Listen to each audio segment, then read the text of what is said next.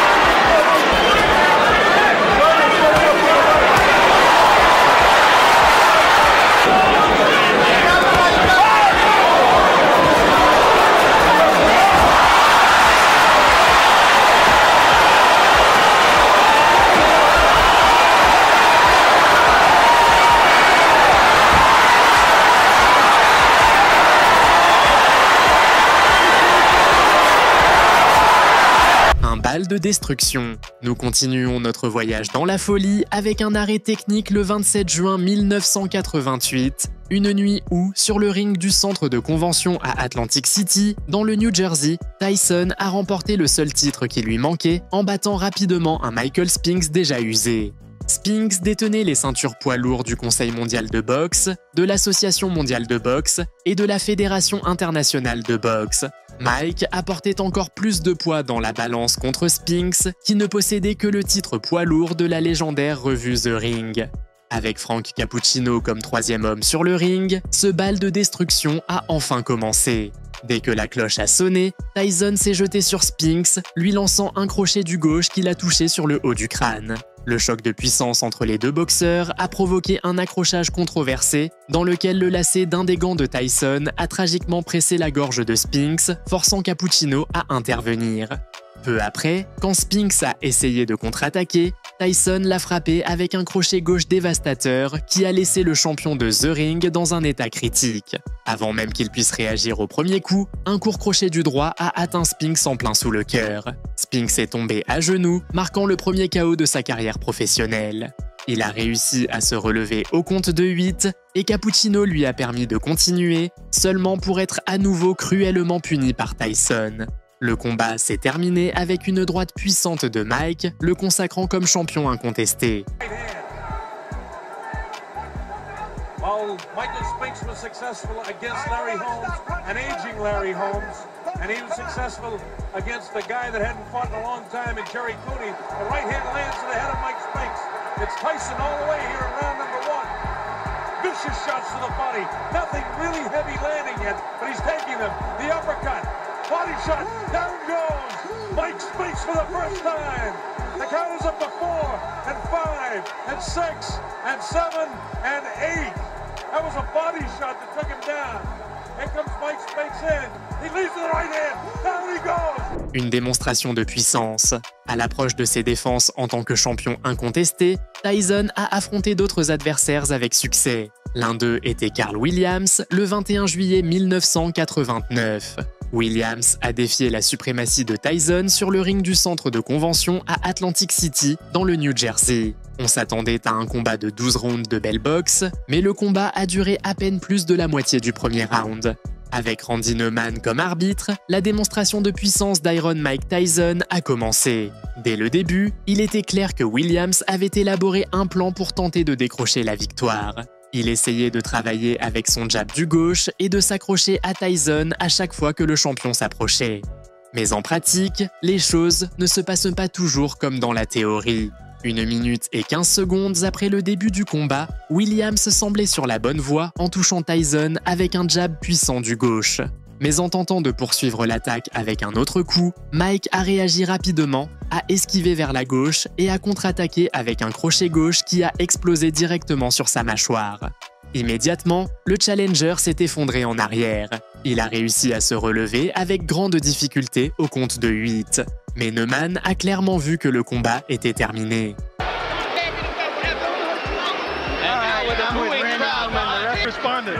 His eyes were blank, his expression was blank, he had no answer. Well, no, I noticed my trainers would tell me we were slipping and hooking. Painlessly, bing, throw the punch. And I did, I was successful. Right, get him down a second time if the fight went on. Oh, no problem. This fight, Don told me if I knock him out, he'll pay me $100 grand. And I'm looking, I'll fight anybody, you know what I mean? I don't discriminate from anybody. I'm the best fighter in the world. Une surprise qui a choqué le monde. On ne peut pas parler des meilleurs KO de la carrière professionnelle d'Iron Mike Tyson sans évoquer cet événement tragique. La nuit où le plus jeune champion poids lourd de l'histoire a perdu ses titres, de la même façon qu'il les avait remportés, par KO. Sur le ring du Tokyo Dome, à Tokyo, au Japon, Tyson s'apprêtait à défendre son règne le 11 février 1990. Il sentait que la mort symbolique de son invincibilité était proche, dans son propre coin, et avec Octavio Meiron comme arbitre, la chute d'une légende a commencé à prendre forme. Dès le premier round, Douglas a montré à Tyson qu'il n'était pas juste un adversaire de plus. Il était venu pour se battre. Le choc de force a déclenché un scénario sombre où les coups venaient de toutes les directions pendant presque tout le combat. Par moments, on voyait Tyson essayer de reprendre le contrôle du combat de manière sauvage, mais Douglas n'a jamais cessé de le neutraliser. Dès le premier round, Douglas a montré à Tyson qu'il n'était pas juste un adversaire de plus. Il était venu pour se battre. Le choc de force a déclenché un scénario sombre où les coups venaient de toutes les directions pendant presque tout le combat. Par moments, on voyait Tyson essayer de reprendre le contrôle du combat de manière sauvage, mais Douglas n'a jamais cessé de le neutraliser. À en juger par les scores des juges, il semblait qu'on allait essayer d'enlever la victoire à Douglas si le combat allait jusqu'au bout. Mais le puissant challenger savait que s'il voulait vraiment devenir le nouveau champion, sa suprématie devait être incontestable. Alors, au 10e round, Douglas a puni Tyson avec un crochet du droit, suivi d'une combinaison de coups, et a terminé avec un puissant coup du gauche qui a envoyé au sol le plus jeune champion poids lourd de l'histoire pour la première fois de sa carrière. Tyson a ramassé son protège-dents du sol et l'a mise à l'envers avant d'essayer de se relever. Ses jambes tremblaient sans arrêt. Il n'avait pas d'autre choix que de mettre fin au combat et de s'accrocher à ce qu'il restait de lui dans une étreinte qui marquait le début de la chute. Notice another thing about Buster, some pretty good hand speed. Make fights and you see, oh, there's Mike missing that big left and just raised the chin of Buster Douglas. And Douglas answering the Buster with the movement. Mike continues to stay flat-footed, not showing a lot of boxing skills. We haven't seen any uppercuts from Mike. We haven't seen... How dangerous can he be? I don't know. But I'll tell you one thing. There's the first, second uppercut we see by Mike Tyson inside. Busting hand, but Mike takes it on the gloves, and he backs off Mike again with the left. While with the right hand is Buster. Together is Buster landing these. Oh, nice uppercut by Buster Douglas. Look at this. He's knocked Mike Tyson down for the first time in his career. Mike Tyson hits the canvas. He's in big trouble. He may not be able to recover. It's up to 7 and 8. He's not gonna make it. Unbelievable. Le 16 mars 1996 marque la dernière étape de notre voyage dans le temps. C'est la date à laquelle la couronne est retournée à son monarque par excellence. Frank Bruno venait de remporter le titre mondial des poids lourds du Conseil mondial de boxe et devait maintenant le défendre. Malheureusement pour lui, son premier défi fut un Mike Tyson affamé de prouver que ses meilleures années n'étaient pas derrière lui. Au MGM Grand de Las Vegas, avec Mills Lane, qui avait accompagné Tyson pendant ses années de gloire, comme arbitre, il est devenu le porte-bonheur que Mike ne savait pas qu'il avait besoin. Dès le premier round, Mike est devenu l'agresseur dominant avec des combinaisons brutales au corps. Il chassait le titre de Bruno, qui tentait de garder ses distances, mais avec peu de succès. Au deuxième round, Mike a imposé le rythme du combat, laissant Bruno sans espace pour fuir. Par moments, Bruno a tenté de contre-attaquer, mais ses efforts étaient inefficaces face à l'exécution parfaite de Tyson. Dans ce contexte, il semblait évident ce qui allait arriver. Et cela s'est produit au troisième round. Un déluge de coups qui a commencé par un crochet gauche dévastateur et s'est terminé avec 7 coups puissants sans réponse. Ils ont poussé Bruno contre les cordes, faisant tomber son titre de champion poids lourd au sol comme lors d'une cérémonie de couronnement. Mike a ramassé le joyau ensanglanté et l'a remis sur sa tête.